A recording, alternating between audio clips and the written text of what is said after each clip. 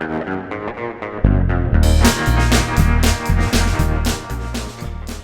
everybody. Alright, we're going to do this. This is going to be a long overdue video on knife steels. I've been struggling with how to do this, and I have decided that it will be broken up into 4 parts. We will have part 1, which is this one, which will be your budget or cheap steels. And by that I mean like old school steels or cheap steels, as you'll find out when we go over all of this. I'll probably cause some controversy if you don't like my choices in what I'm calling a cheap steel. Well, I apologize. Feel free to do your own video and come up with your own thing. I'll be happy to watch it. All right, send me a link. I intend to do my best to get through this pretty quickly. So what I define as a cheap steel is a budget steel that is created through a regular machining process, has very little refining or specialty in it, or is a steel that has long been considered to be not up to standards, or used to be nice but not up to standards anymore. And this is going to be tricky, so I'm going to have to figure out where to start because I've got everything all mixed together. So, all right, guys, let's begin. We will begin with the basics. Your unlabeled metal. No idea what this steel is. It's Chinese made, so we'll call this Chinese stainless. Of course, we have the Angry Watermelon. This one I won from JB, thank you. It came along with the Lancelot leather little sheath for it, and yeah, it's awesome. So there you go. That's your cheap Chinese steels. Now, we can't have cheap Chinese steels without also addressing several other types of cheap steels. Now, that would be your, let's see here, is this would be your cheap Pakistani steels. Yep, got some of that too. Yeah, I have a few flex blades that are a little weird and stuff. You know, it is what it is. But you got your cheap Pakistani steel.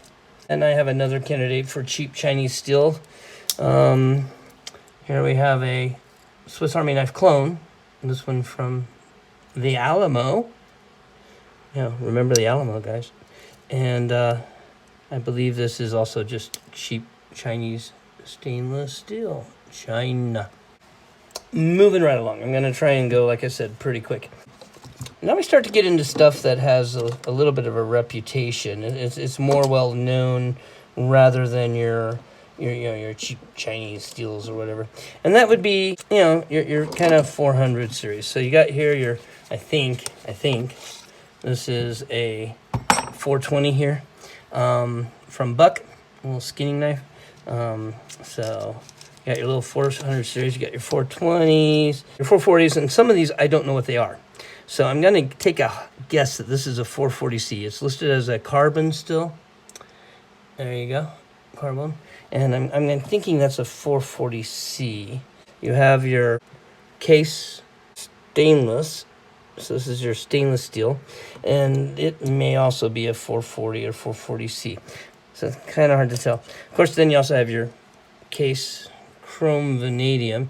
And like I said, I may be making some people mad by labeling some of Case's stuff as Lister Steel. Where's my logo on there? Yeah, Case, XX, USC, USA. I thought this one was the CV. Is that the one with the CV? No, that was the SS. Oh, come on. This is the CV. I've seen it in here. I'm losing my mind, folks. Anyway, I'm pretty sure this is a Case CV. Chrome vanadium steel, and for some reason I'm not remembering something right, but maybe I'm wrong. Then you also have your German steels. I do not know what this steel type is. There we go. It just is German steel. Puma. This is a trapper, but with a bezel. It's kind of interesting. And let's see here, moving along here. You also have whatever steel Boker uses. I think it's also probably a 440C, but I'm not positive. in their stainless. So, but I consider it in my budget steel class of knives, right? And we also have this wonderful Imperial razor blade stainless. You tell me what that is. I have no idea. There's the, I believe, German 41146 or 4116, whatever it is. I think CRKT made this one, the HVAS out of it. I showed you the home, the field strip techniques with this thing last video, so feel free to go look it up. Let's not forget, we have some 420J. Now, if I'm not mistaken, 420J is what they use for silverware, like in your drawer for silverware that you eat with. And this is also in 420J. This is a Tucson TS23. And I guess it makes sense if you're going to be chopping with it, which, I mean, it's a folding kukri. I guess you're supposed to chop with it. It makes sense. It does seem to hold an edge pretty well, so I guess it's heat treated well. Better than your silverware is, but there is that. And so we're going to start getting to what I consider possibly controversial low-end steels, because let me explain my other next three categories, because then you'll have low to mid-range steels, then you're going to have mid to high range, and then you're going to have your super steels. So that's the way I'm going to break down my collection here.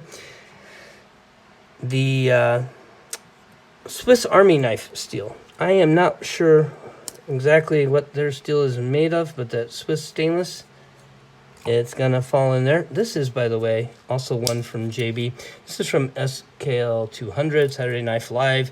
Please check out Saturday Night Live. If you're not watching Saturday Night Live at midnight most weeks and early afternoon some weeks, the first week of the month, you're missing out. But JB's awesome. Thank you, JB. Love you.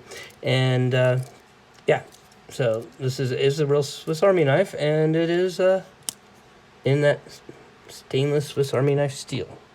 Moving along here, we have basically, and this may, these are not necessarily in the right order, because this may be down here with the cheap Chinese stuff or the 420, but we have some whatever no name or no branded type of Damascuses. It's going to be in there in that cheap steel category, which brings me to the next thing, because you have your different types of Damascus. So we might call this probably a 9CR or maybe even a 7CR Damascus. It's actually probably got some pretty good hardness to it. Then we have probably Pakistani Damascus. Now, I think this was actually heat treated properly, because I have been able to sharpen it to a shaving edge, and it retains it pretty well. It will shave. I would strop it before I shave with it. But I wanted to have an old-fashioned razor, so I picked up one fairly cheap through Instagram, and I just was praying that the steel would be good and that the thinness would be good, and they did a pretty good job. It might be a little thick for a razor, but not terrible. And so there you go. Nice mosaic pen. Wood that goes along with frost cutlery's type of wood, pack of wood, or whatever this stuff is. And I think fake ivory or bone. It might be real bone, but yeah, there you go. So yeah, you have your Damascus from questionable sources. You have your Damascus from less questionable sources, supposedly. This is supposed to be a 71 layer Damascus from Texas Knives. They claim this is a semi-custom, I guess, mid-tech maybe. It's hand-assembled, handmade from prefabbed parts, I guess. Hand-pinned and, file work. It looks like, frankly, the file work was pre-done. Nice brass bolsters. I think the brass file work was done to match, because it's a little bit uneven. And, yeah, so there you go. This is a nice trapper that I really only break out for really special occasions where I might be wanting to carry a traditional knife, be old school or something, which doesn't get as much carry as it should. But yeah, there you go. I'll leave you out here. All right. So now we move you into more questionable stuff. So I'm throwing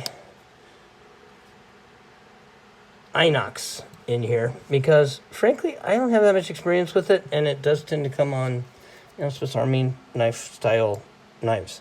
And so I'm going to put Inox in here. And like I said, I may be stepping on some toes and people may be getting mad at me, but it is what it is. And we've got to move along. Well, you know what?